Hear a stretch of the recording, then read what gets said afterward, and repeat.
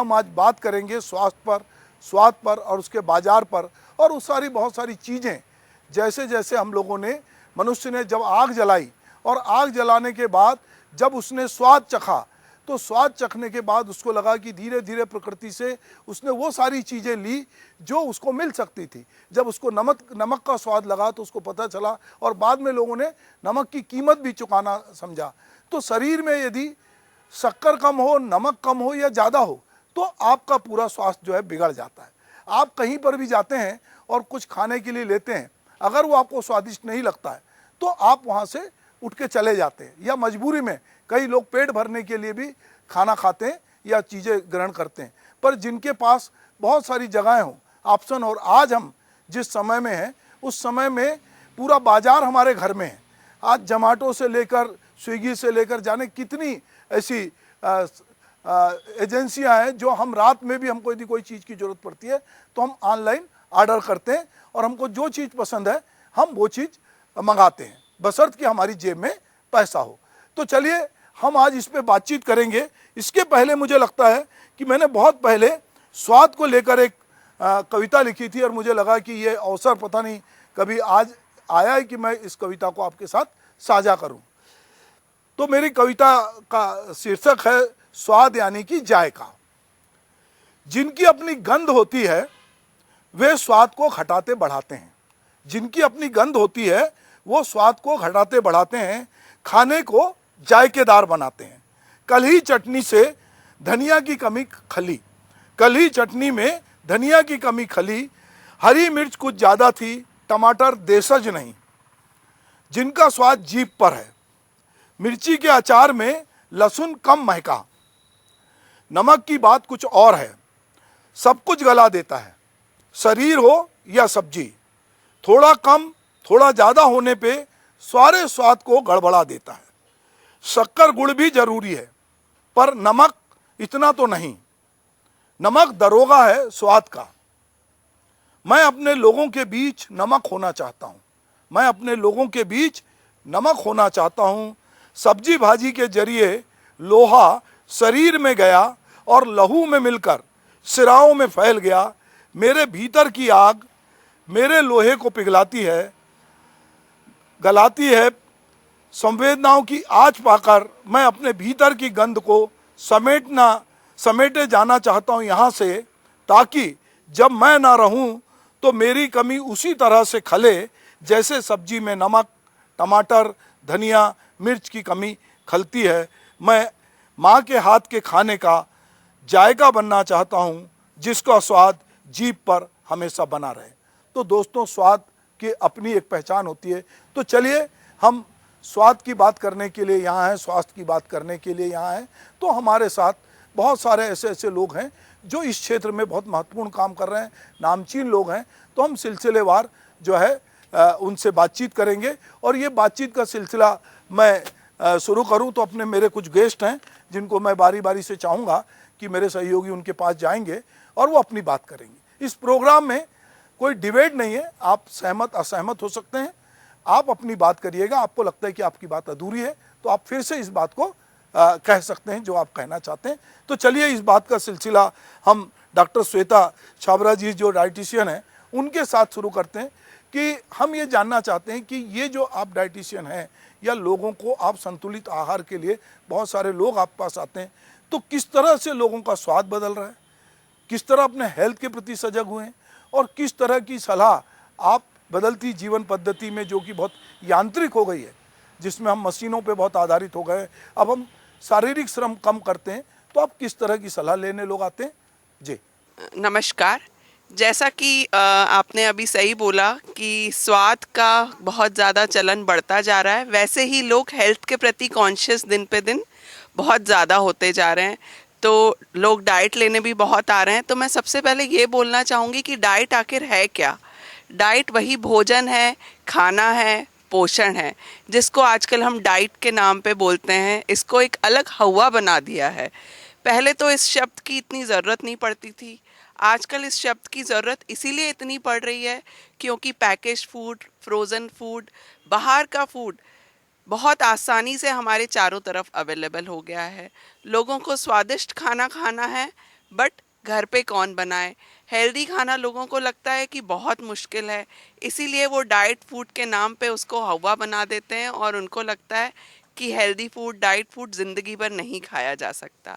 तो मैं तो कहूँगी एक ही थंब रूल है, डाइट फूड और हेल्दी फूड कुछ नहीं, सिर्फ घर का लोकल सीजनल खाना है जिसमें आप मिर्ची, अदरक, लहसुन से स्वाद बढ़ा सकते हैं, नमक से स्वाद बढ़ा सकते हैं, ना कि रिफाइंड चीज़ों से। अगर इन सब चीज़ों का प्रयोग कम करके देसी चीज़ों का प्रयोग ज़्यादा करेंगे तो देसी फूड हेल्दी रहेगा और हमें बीमारियों का शिकार नहीं होना पड़ेगा अनहेल्दी फूड खा के। श्वेता जी, ये तो आप एक प्रकार से जो हमारी माँ समझाइश देती है या बच्चों की माँ समझाइश देती है, आप उस तरह की बात कर रहे हैं। पर जो बच्चा बर्गर मांग रहा है रात में, पिज़्ज़ा चाहिए जिसको, जो बहुत नए तरह की चीज़ें चाहिए, और वो अब ये घर में ये भी नहीं कहता कि आप बनाइए, उसको मालूम है कि मैं मंगा लूँगा।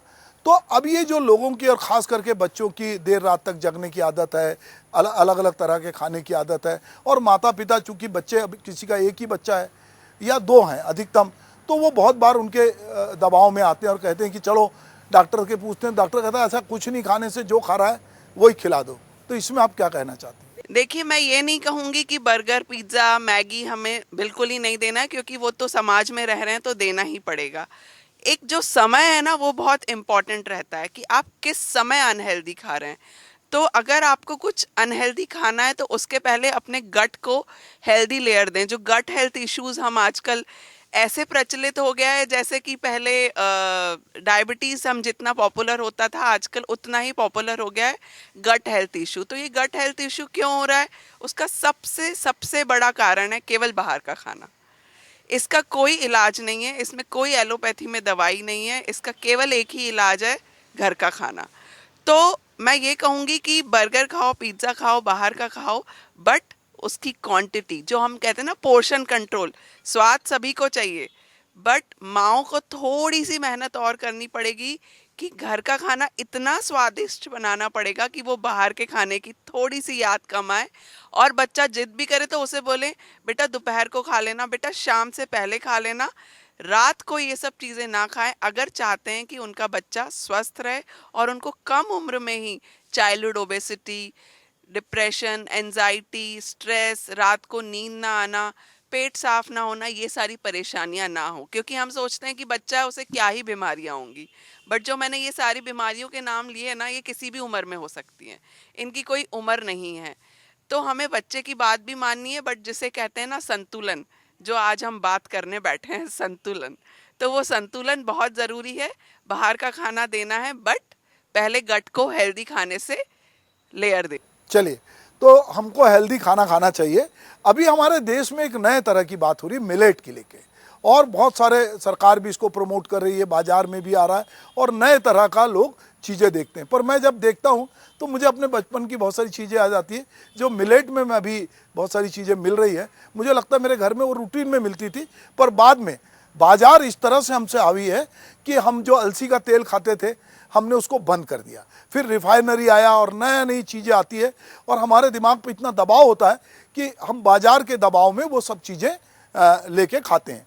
अब मिलेट में पहली बार अगर छत्तीसगढ़ में जिन्होंने, कविता देव जी हैं हमारे साथ में, तो उन्होंने काम किया। मैं कविता जी ये चाहूँगा कि ये जो मिलेट को लेकर पूरा इस समय सरकार भी बहुत सजग है, बाज़ार में भी इसकी बात हो रही है, तो ये किस तरह का खाद्य है, लोगों को क्यों ये आकर्षित कर रहा है, ऐसी क्या चीज़ है, और जो कि आपने एक नया नवाचार किया है, तो इसमें आपको किस तरह की सफलता मिली या आपके अनुभव किस तरह के हैं? Good evening one and all, I am Kavita here. Millets आजकल नया नहीं आया सर, ये हमारे एंसेस्टर्स खाते थे, ये हमारे पूर्वज खाना है।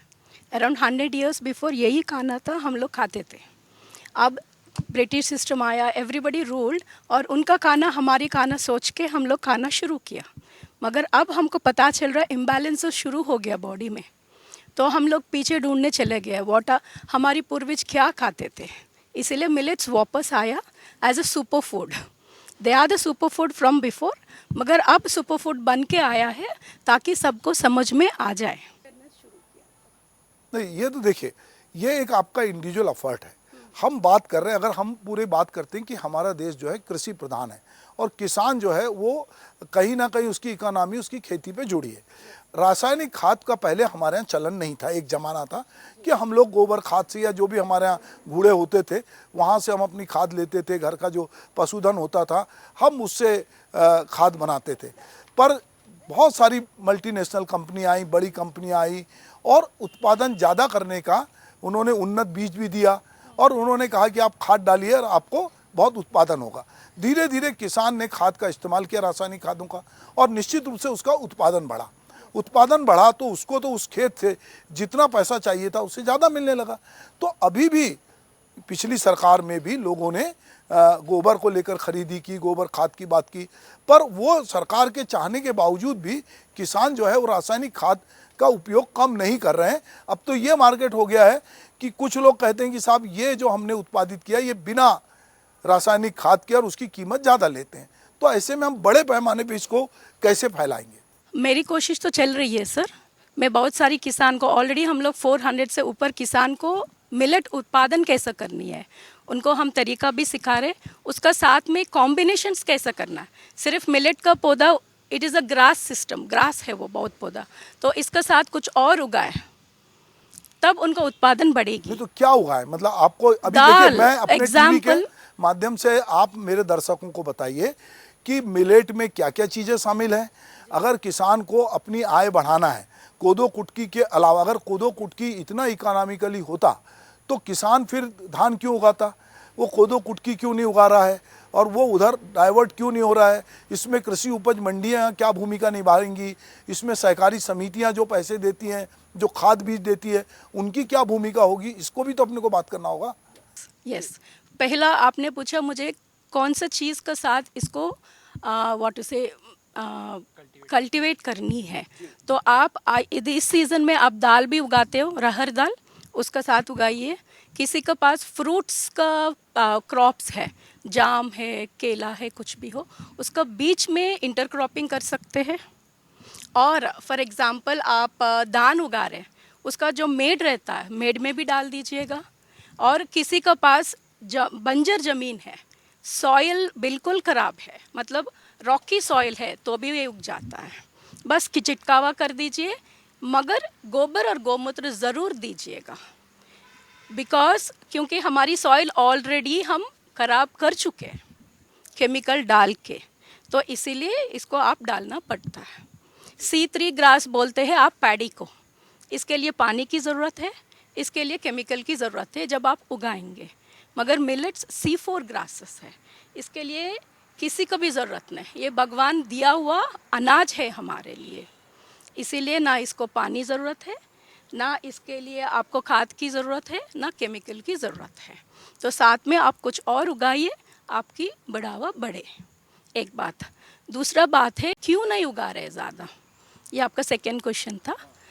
कहाँ बेचना है इनको नहीं पता है, that is the only reason इन लोगों को उगाने का तरीका क्या ज़रूरत है सोच रहे थे। जब मैं साउथ में थी, कस्टमर्स पूछेंगे तब मिलेट का उगाना शुरू हुआ sir. It is in the year of 2003 और 4 मिलेट्स का शुरू हुआ है। जब हम मांगेंगे तब आपका दुकानदार खरीदता है। आप भी जानते हो दुकानदार को आप बार बार जाके मुझे ये सफ़ेद नमक नहीं चाहिए, मुझे देसी नमक चाहिए, आप बोलते जाएंगे तब वो मंगाता है। तो ऐसा ही मिलेट शुरू हुआ है। तो छत्तीसगढ़ में भी मैं वही चाहती हूँ, हम सब लोग जागरूक हो जाए हेल्थ का हिसाब से। मैदा छोड़ दीजिए, आपका दूध छोड़ दीजिए। दूध क्यों, देसी दूध पी लीजिए, मगर बाकी छोड़ दीजिए। मिलेट को लाने के लिए कोशिश करिए, आपको अवेयरनेस के लिए एक रूप बन जाइए, ताकि उगाएंगे किसान और सरकार ये सब मंडी तक लेके आएंगे। तो क्या मिलेट पे सरकार समर्थन मूल्य पे मिलेट की चीज़ें खरीद रही है? उतना तो छत्तीसगढ़ में नहीं है सर, मगर मैं तो इसीलिए बोल रहा हूँ 1 मिलेट मील अ डे, ये मेरी मिशन था। पिछले 3 साल से मेरी मेहनत चल रही है, जहाँ तक कर सकती हूँ मैं कर रही हूँ। अब आगे गवर्नमेंट आएंगे थोड़ा आगे, तो हम सब लोग मिल के ज़रूर कर सकते हैं। जिस तरह से कविता जी जो काम कर रही हैं वो अपने स्तर पे कर रही हैं, पर यदि हम चाहते हैं कि वाकई में मिलेट जो है वो मिशन के रूप में आगे बढ़े, तो सरकार को, समाज को, सबको इस बारे में अवेयरनेस लाना पड़ेगा। क्योंकि यदि हम समर्थन मूल्य पे ये मिलेट प्रोडक्ट को खरीदेंगे या हम सरकार इसको प्रमोट करेगी और किसानों को कहेगी कि आप इसकी पैदावार कीजिए, हम आपको ज़्यादा पैसे देंगे, तो मुझे लगता है कि किसान जो है, अभी छत्तीसगढ़ का किसान जिसको हम यहाँ पे धान का कटोरा कहते हैं, वो धान पे है। यहाँ धान की राजनीति होती है। छत्तीसगढ़ में यदि कोई राजनीति है तो वो धान की है, क्योंकि यहाँ धान समर्थन मूल्य पे खरीदना है। तो एक सरकार कहती है हम इतने में खरीदेंगे, दूसरी सरकार कहती है हम इतने में खरीदेंगे, पर कोई ये नहीं कहता कि आप तीसरा तरह का उत्पादन करो, हम उसके लिए भी आपको आगे खरीदारी करेंगे। तो चलिए अभी हम बात कर रहे हैं कि स्वास्थ्य की और स्वाद की। अब इसमें कहीं ना कहीं सामाजिक सरोकार की भी बात करते हैं। मैं जहाँ खड़ा हूँ वो नुक्कड़ कैफ़े, मैंने जैसा शुरू में कहा कि ये बाकी जगह से हटकर है और ये कहीं ना कहीं अपने सामाजिक सरोकार से जुड़ा हुआ है। तो नुक्कड़ कैफ़े संचालित करने वाले हमारे साथ चंद्राकर जी हैं। मैं उनसे चाहूँगा कि वो किस तरह से ये कंसेप्ट है, किस तरह से उसको संचालित कर रहे हैं और क्या कुछ उनको यहाँ पे दिक्कतें जाती हैं। तो मैं उनसे चाहूँगा कि तोपेश चंद्राकर जी जो हैं वो हमको ये बताएं कि ये कंसेप्ट क्या है, किस तरह लोगों का प्रतिसाद इसको मिल रहा है और यहाँ पर वो किस तरह से चीज़ों को महसूस करते हैं। ये हमारा कैफ़े जो है, ये नुक्कड़ कैफ़े हमने स्टेबल किया था ताकि हम ऐसे लोगों को रोज़गार दे सकें जिनको जनरली सोसाइटी में रोज़गार नहीं मिल पाता है। तो हमारे यहाँ जितने भी सर्विंग स्टाफ हैं वो सारे मूक बधिर हैं और इसके अलावा हम और अलग अलग कम्युनिटीज़ के साथ काम करते हैं, जैसे ट्रांसजेंडर्स हो गए, मेंटली रिटार्टेड बच्चे हो गए, डॉर्फ कम्युनिटी हो गई। तो ये सारी कम्युनिटीज़ के साथ हम काम करते हैं और नुक्कड़ का मुख्य उद्देश्य जो है कि इन सारे लोगों को सोसाइटी जाने समझे और इनके लिए थोड़े से सेंसिटाइज हो सोसाइटी। तो ये हमारा मुख्य उद्देश्य है। और जिस जगह में हम बैठे हैं ये हमारा बिहान नुक्कड़ कैफ़े है। यहाँ पे हम लोग छत्तीसगढ़ी कुजिन सर्व करते हैं और यहाँ पे एक और कम्युनिटी है जो महिला एसएचजी है, सेल्फ हेल्प ग्रुप, उनके साथ हम नुक्कड़ मिलके यहाँ हम काम करते हैं। जी नहीं, मैं कह रहा हूँ कि ये ठीक है। ये आइडिया आप लोगों को कहाँ से आया? और देखिए समाज में बहुत तरह तरह के लोग काम कर रहे हैं।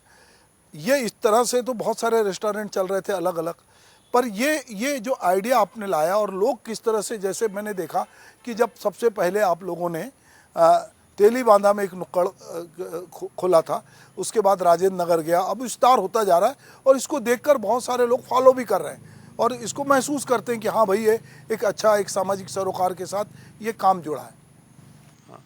ये आइडिया सर बेसिकली इसके जो फाउंडर हैं प्रियंक पटेल जी हैं। 2013 में उन्होंने नुक्कड़ कैफ़े स्टार्ट की। समता वाला आउटलेट हमारा पहला आउटलेट है। तो प्रियंक भैया जो है पहले जॉब करते थे। जॉब करते करते करते उन्होंने एक फेलोशिप ज्वाइन की जहां वो अलग अलग स्टेट में गए। तो अलग अलग स्टेट में गए, वहां लोगों से बात की, तो उनके प्रॉब्लम्स को समझा। तो उनको लगा कि मुझे भी सोसाइटी के लिए कुछ बेहतर करना चाहिए। तो उनको ये लगता था कि चाय को भी प्रमोट करना है, तो चाय के साथ एक ऐसा कम्युनिटी स्पेस तैयार किया जाए जहां सोसाइटी के साथ संवाद हो सके। इनके थ्रू जो स्पेशली एबल्ड बच्चे हैं उनके थ्रू सोसाइटी के साथ संवाद करने के लिए एक जगह की ज़रूरत थी। तो उन्होंने नुक्कड़ का कॉन्सेप्ट तैयार किया। तो 2013 में हमने पहला आउटलेट स्टार्ट किया जिसमें डेफ एंड म्यूट बच्चे थे। उसमें नीलेश करके हमारा पहला एक एम्प्लॉय था। उसके थ्रू हमने स्टार्ट किया। फिर धीरे धीरे जर्नी में हम आगे बढ़ते गए और धीरे धीरे चीज़ों को सीखते गए, देन चीज़ों को हम ऐड ऑन करते गए। ये सफ़र रहा सर। चलिए हम फिर लौटते हैं संतुलित आहार की ओर, डाइटिशियन की ओर। तो हमारे साथ डॉक्टर शिल्पी गोयल हैं जो एक डाइटिशियन है और लगातार डाइट को लेकर बहुत सारे लोग उनके पास सलाह मशवरा लेने आते हैं। तो शिल्पी जी, ये जो कुछ हमारी बातचीत चल रही है इसमें एक डाइटिशियन के बतौर जो लोग आपके पास आते हैं, जो जीवन पद्धति जैसा मैंने कहा लोगों का बदल रहा है। लोग दिन भर में, जैसे हमारे जैसे लोग सुबह यदि 1 घंटे वॉक कर लिए तो कर लिए, या जिम चले गए तो चले गए, उसके बाद मालूम पड़ता है कि गाड़ी में बैठे, गाड़ी से उतरे, गाड़ी में बैठे, घर में गए, घर में 10-20 कदम चल लिए। और तो लोग धीरे धीरे श्रम से दूर होते जा रहे हैं, फिजिकल एक्सरसाइज से दूर हो रहे हैं और बहुत सारी चीज़ें जो हैं, जो घरों में स्त्रियां बहुत सारा काम करती थी, अब वो काम भी करने के लिए मशीनें भी हैं और काम नौकर भी उपलब्ध हैं। तो जो एक शारीरिक श्रम होना चाहिए वो नहीं होता और कहीं ना कहीं बहुत जल्दी बीमारियां लोगों को घेरती है। तो इसमें खान पान का कितना रोल है और किस तरह से जीवन पद्धति में बदलते हुए आप लोगों को सलाह देना चाहेंगी? बिल्कुल। नमस्कार सभी को। शिल्पी गोयल, डाइटिशियन। सबसे पहले तो एज अ पेरेंट अगर हम ये देखें कि हम किस तरह की अपब्रिंगिंग दे रहे हैं, तो बच्चे जो होते हैं ना वो उस चीज़ों को बहुत जल्दी से ग्रास्प करते हैं और वो आगे चल के वो जब सिटीज़न बनेंगे तो वो सब चीज़ों को वही फॉलो करेंगे। तो मुझे ऐसा लगता है कि जो आजकल सबसे बड़ा चैलेंज है वो ये है कि हम इतना ज़्यादा सोशलाइजिंग करते हैं जिसके कारण जो हमारा खान पान है वो लेट नाइट का सोना और फिर लेट उठना, ये एक बहुत बड़ा चैलेंज आता ही है, जिसके कारण जो बच्चे हैं ओवर ईटिंग जो हो रही है उसमें भी सबसे ज़्यादा देखने में आता है कि जो फैट बढ़ता जा रहा है और फिज़िकल श्रम वाकई में घट गया है। तो डाइट को एक अच्छे तरह से समझने की ज़रूरत है। जैसा कि हम बात कर रहे थे कि जो डाइट वर्ड है ये एक हवा बन गया है कि भाई क्या होती है बैलेंस डाइट, लेकिन बहुत ही सरल शब्दों में अगर बात करें तो अपनी बॉडी की एक समीकरण को समझना है कि हमारी बॉडी की कुल 4 ज़रूरतें हैं। अगर हम उसको शॉर्ट में बात करें तो कुल 4 ज़रूरतें हैं हमारी बॉडी की। अगर हम उन चीज़ों को समझ लें तो बड़े आराम से हम अपने आप को fit and healthy, medicine free रख सकते हैं। तो अगर सबसे पहली बात करें तो डेफिनेटली आप क्या खाते हैं दिन भर में, उसमें बहुत इंपॉर्टेंट रोल प्ले करता है कि हम पैकेज्ड और जो कन्वीनियंट फूड है उसकी तरफ जो जा रहे हैं या ऑनलाइन जो ऑर्डर करके हम जो बाहर का भोजन ले रहे हैं वो उसको अवॉइड करें, कम करें।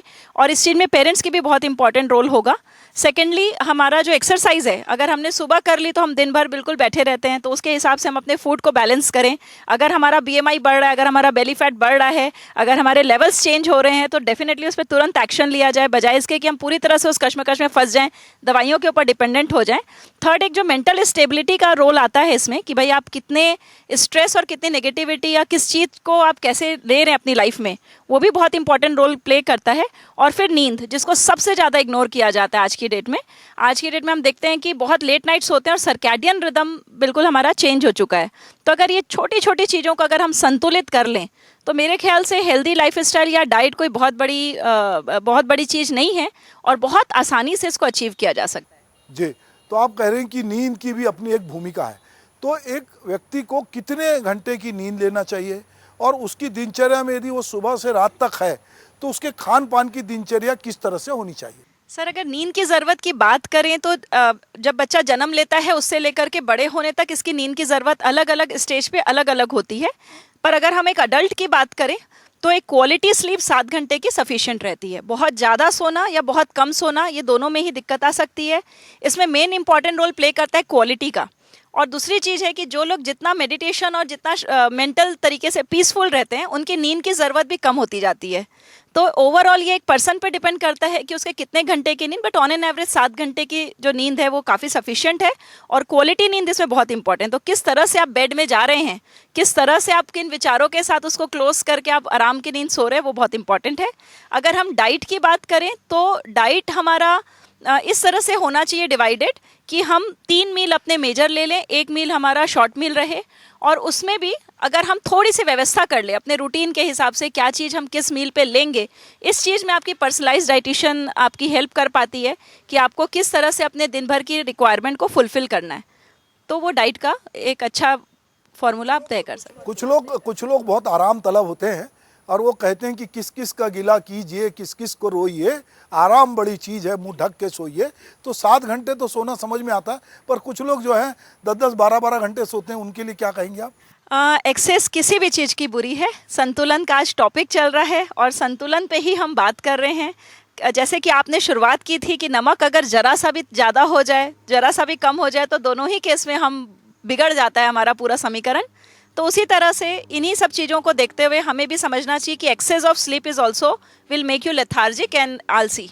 अच्छा, दूसरा एक बात और बताइए मुझे, ये लोग जो थोड़ा हेल्दी हो जाते हैं फूड खा के या किन्हीं भी कारणों से, एक फैमिली होता है, फिर लोग आजकल बहुत तेज़ी से कहते हैं मैंने 2 महीने में 12 किलो वज़न घटाया, मैंने 15 किलो घटाया, मैंने 20 किलो घटाया। तो ये जो अचानक से वेट रिड्यूस करते हैं और खान पान बदल देते हैं, कुछ लोग कहीं बेंगलोर जाते हैं, कोई इधर जाते हैं और अपना वेट घटा के आते हैं, फिर मालूम पड़ता है कि 2 महीने फिर वो भर भर के खा रहे हैं और फिर जैसे थे वैसे ये क्या है ये पद्धति? देखिए, जैसे अपन को एक नया कपड़ा पहन के अपने आप को अगर हम बहुत ज़्यादा हैंडसम समझे, लेकिन आपकी अंदर की मानसिकता नहीं बदली, तो ये बात बहुत ज़्यादा इंपॉर्टेंट है कि आपका एटीट्यूड बदलना चाहिए, आपकी आदतें बदलनी चाहिए। अगर आप कोई भी शॉर्ट टर्म कोर्स या शॉर्ट टर्म वेट लॉस कर भी लेते हैं और अंदर से आप वही हैं जो आप पहले थे, तो आप वहीं पहुँच जाएंगे जहाँ आप पहले थे। तो अंदर से बदलाव बहुत ज़रूरी है। तो आपकी आदतों में बदलाव धीरे धीरे ही आता है। It's a sustainable and step by step process. तो आपको धीरे धीरे पहल करनी चाहिए अपने आप को ठीक करने की, वन एट अ टाइम। एक एक हैबिट पे जब आप बदलाव करेंगे तो it's all about your habit. मतलब अगर आपने अपनी हैबिट पे बदलाव कर लिया तो 5 से 10% भी बदलाव करके आप बहुत अच्छे सस्टेनेबल रिजल्ट्स ला सकते हैं। अभी मैं बात कर रहा था मिलेट की, और हमारे साथ यतीन्द्र साहू जी हैं जो मिलेट से जुड़े हुए हैं और काफ़ी अच्छा काम कर रहे हैं। तो चलिए हम यतीन्द्र आपसे पूछ रहे हैं, अभी जैसा मैडम ने हमको बताया, उसके आगे ऐसी कौन कौन सी चीज़ें हैं जो मिलेट के बारे में आपको लगता है कि बताने की ज़रूरत है, या इसके उत्पादन से चुनौती जुड़ी है, या इसकी मार्केटिंग से कौन कौन सी चुनौतियाँ जुड़ी हुई हैं? धन्यवाद सर, पहले मुझे मौका देने के लिए। मिलेट के बारे में थोड़ा सा मैं बताना चाहूँगा कि मिलेट क्यों इम्पोर्टेंट है, उसके बाद जो उसके चैलेंजेस है उस पर भी आएंगे। जैसा कि सर आपको ज्ञात होगा कि इंडिया में नेशनल मिलेट मिशन की शुरुआत 2018 में हुई थी, और इंडिया के प्रस्ताव पे 2023 में इंटरनेशनल ईयर ऑफ मिलेट्स था। तो उस प्रस्तावना में 2 बातें कही गई कि क्यों ये ज़रूरी है। तो पहला जो ज़रूरी था कि जो क्लाइमेट चेंज हो रहा है और जो वाटर स्केर्सिटी है वो एक बड़ी समस्या है और आगे चल के और बड़ी हो जाएगी। इसके साथ ही फूड सिक्योरिटी भी है, जो पॉपुलेशन बढ़ने के साथ एक बड़ा चैलेंज होते जा रही है। इंडिया में आज राइस और वीट सरप्लस है, बट वो एक कॉस्ट पे है कि वहाँ पर आप फर्टिलाइज़र एंड वाटर यूज़ कर रहे हैं। तो एक नीड थी, या एक नीड है, एक प्रेसिंग नीड है कि हमको जो अपने फूड सिस्टम से उसको सस्टेनेबल बनाना है, उसमें संतुलन लाना है, क्योंकि जो प्रकृति का नाश करके हम खाना नहीं उगा सकते। तो इसलिए मिलेट मिशन की शुरुआत हुई थी। तो मिलेट में क्या है कि ये हार्डी क्रॉप है, कुछ भी फेल हो जाए, पानी भी कितना गिरे या ना गिरे, टेम्परेचर ज़्यादा हो या कम हो, या उस अपने रिदम को फॉलो ना करे, तो भी क्या है कि मिलेट का जो प्रोडक्टिविटी है वो कम नहीं होती। दूसरा जो इसका एस्पेक्ट है कि ये न्यूट्रिशनली रिच है। जो राइस एंड वीट है वो कार्बोहाइड्रेट्स में ज़्यादा है, बट उसके कंपैरिजन में मिलेट जो है वो प्रोटीन एंड फाइबर रिच है, माइक्रो न्यूट्रिएंट्स रिच है। तो इससे क्या है कि अगर आप यूजुअली जो वेजिटेरियंस हैं वो अगर इसको कंज्यूम करते हैं तो उनकी डाइट में प्रोटीन ज़्यादा आती है। इंडिया में स्पेशली अधिकतर जो अपने बॉडी वेट के हिसाब से उतना इक्वल प्रोटीन चाहिए, तो वेजिटेरियन डाइट में उसका हार्डली 50% रहता है। तो इससे क्या है कि इम्यूनिटी वीक होती है। तो इस हिसाब से मिलेट ज़रूरी है, और इसलिए गवर्नमेंट ने मिलेट को बढ़ावा भी दिया है। अब बात करते हैं कि इसको एक्चुअल कैसे बढ़ाया जाए। तो उसके 3 एस्पेक्ट है कि प्रोडक्शन बढ़ाना, उसकी वैल्यू एडिशन या प्रोसेसिंग बढ़ाना, एंड देन मार्केट तक ले जाना। प्रोडक्शन को बढ़ाने के लिए नई वैरायटीज़ इंट्रोड्यूस की जा रही हैं, और एक एमएसपी का सपोर्ट दिया जा रहा है। और एमएसपी का सपोर्ट बहुत अच्छा चेंज लाया है। जब हमने मिशन की शुरुआत की थी छत्तीसगढ़ हर्बल्स और लघु वनोपज संघ से, तो उस समय आज से 4 या 5 साल पहले कोदो का रेट 16 रुपये 17 रुपये इस तरीके से था। आज समर्थन मूल्य 32 रुपये है, पर मार्केट में उससे भी ज़्यादा है, क्योंकि मांग इतनी बढ़ गई है कि समर्थन मूल्य से भी ज़्यादा पे प्राइवेट प्लेयर्स ही मिलेट्स को खरीद रहे हैं, और डे बाय डे ये रिक्वायरमेंट बढ़ती जा रही है।